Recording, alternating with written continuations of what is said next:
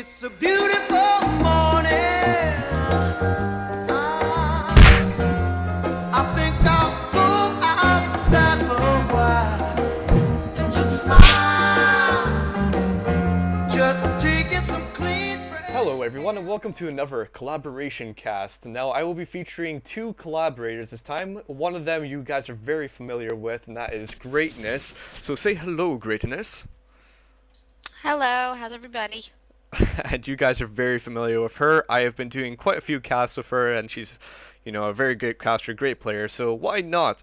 But also we have a guest collaborator. Now, if you guys can count your numbers, 1, 2, 3, that is 3 collaborators. Oh my gosh. So the guest collaborator is Ryan, Acoustic Rye, so if you just want to say hello as well. Hey guys.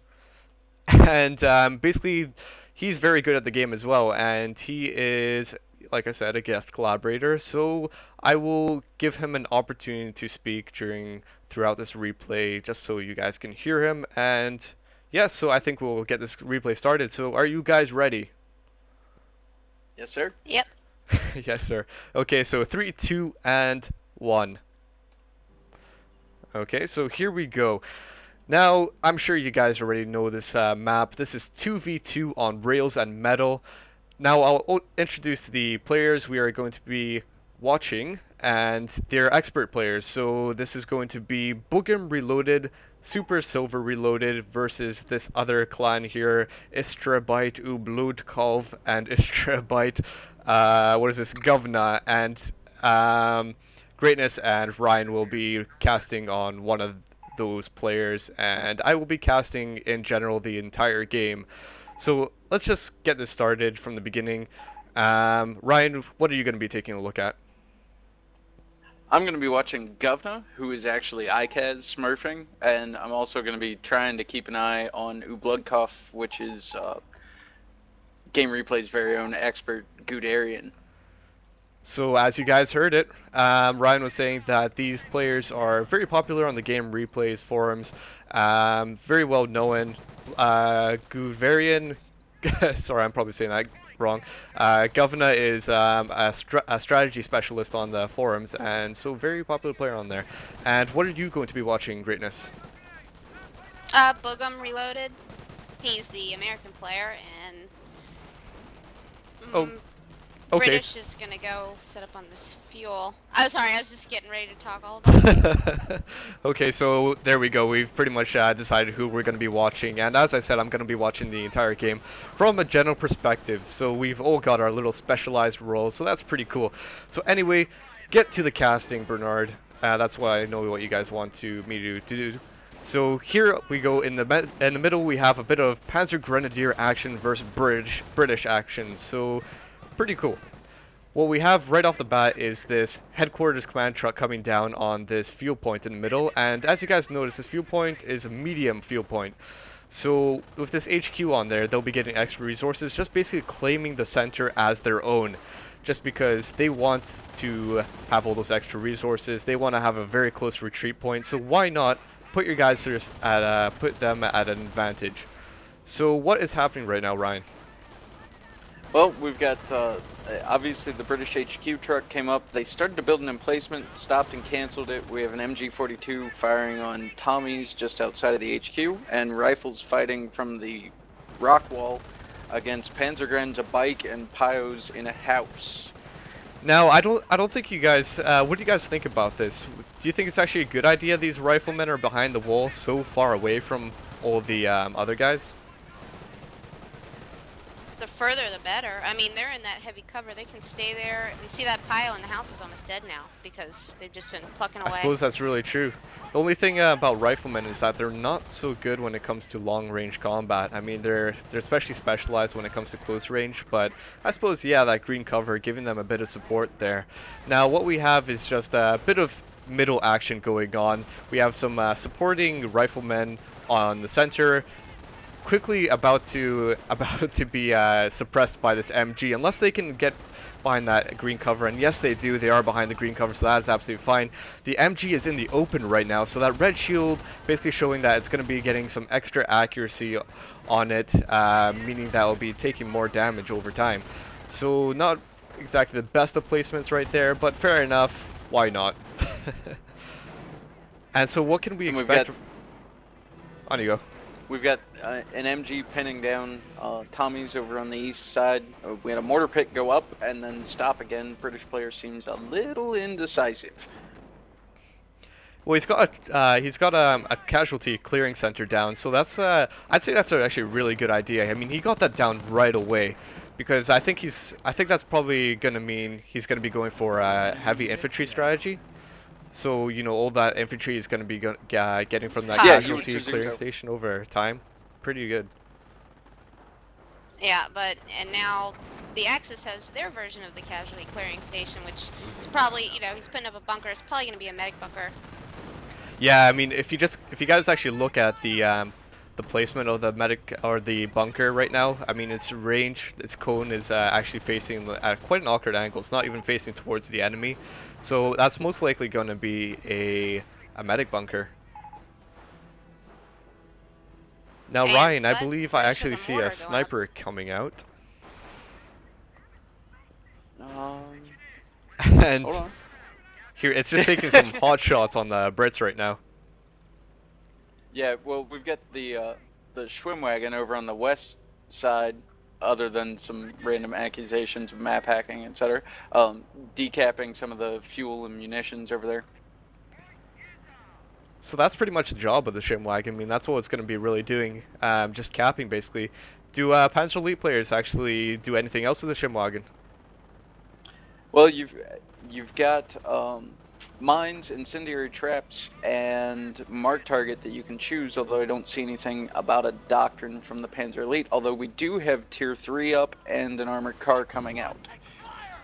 Now, I actually think most of the action is going on the middle, where that fuel point, where near the Brits are, and we can actually see a flamethrower engineer down, taking a casualty from the snipers. Now, snipers being very specific about their targets. They're specifically going for the flame engineers, because these flame engineers are going to be such a hassle. I mean, considering that it's just infantry in the early game right now, and just a motorbike as the only vehicle, I mean, they'll be easily, the flames will easily kill infantry.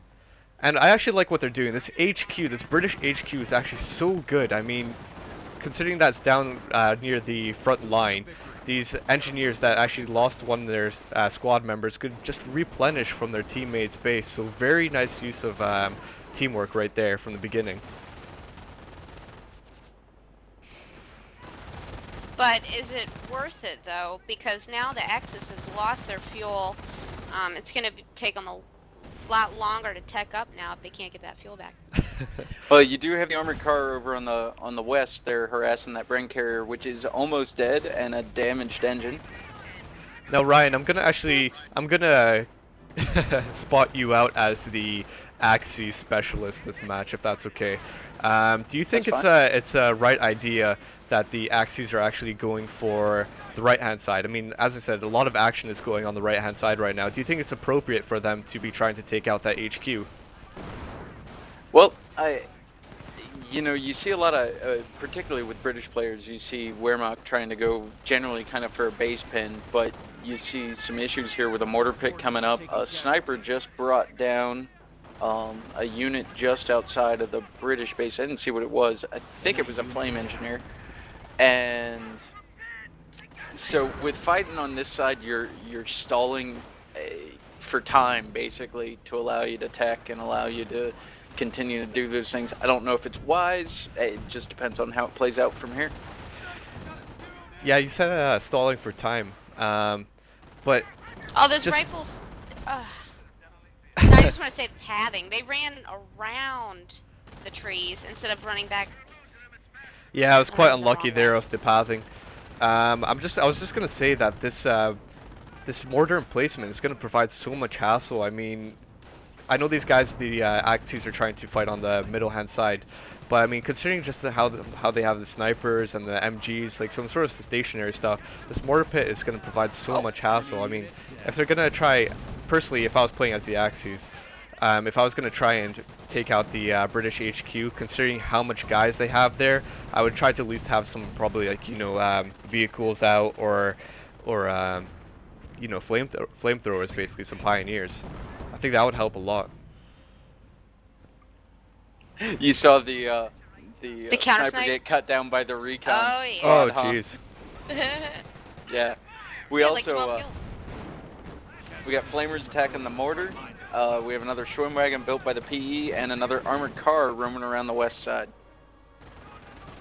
And so basically, exactly as what I was saying, that Pioneer with their flamethrower just trying to take out that mortar pit, getting it down to a half health, but not actually taking it out. And this is what I mean. The mortar pit is just taking these little shots on the MG, and that's just going to provide so much hassle over the long run. The MGs just can't even do their job. They got to constantly move and replace themselves, or else they're going to get killed. Now, is anything actually happening on the left-hand side? It actually looks We like got just some capping. decapping on the VPs and the fuel over on the left hand side. The med bunkers also almost down due to the mortar pit. Now, I feel like they're maybe bunching up a little too much with this mortar because it's just going to keep pounding away at that bunker. Also, M8 now on the field. Got mines going down in the center crossroads by some flame pyos. And I don't see any armor counters out by either of the German players. Okay. So right now it just seems like they're both very intent on the center. I mean, the Axis really want to try and take out this whole base area. I mean, the Brits really have made their base sector in the center of the map now. They're really intent on trying to destroy this. But I mean, just look at the British force right now. They have some sappers out already. They have a whole bunch of upgraded units. I mean, this is quite a force to be reckoning with. Do you think it's even wise to be doing such a thing? I mean, just look at this. They're taking very heavy casualties right now, the Axis. At least the medics are nearby to pick up the casualties, but just a lot of Yeah, I damage think you're being gonna see dealt. your first Healing. Gren squad out here, and I still think you're in kind of dire straits at this point with the Germans. You're not in a bad spot. You just don't have the appropriate counters out. Yep. Right, they really need pack. And Boogem has actually decided what he's going to be going for. He's gone for an infantry doctrine. He has his howitzer shots out. For 150 ammunition, he can cool that down. I'm not exactly sure when he's going to be doing that, but it might be wise to cool that down on the medic bunker. I mean, it's almost taken out, but then again, maybe the mortar will have enough time to take it out. Who knows? It's still quite open to anything right now. It also Maybe he's looks like just trying to get line of sight on that. it also looks like we have teller mines up from the PE, which means they're chosen tank hunters. Although one did get blown up from the M8 shot firing on the PG, there's still one sitting right next to the crater though.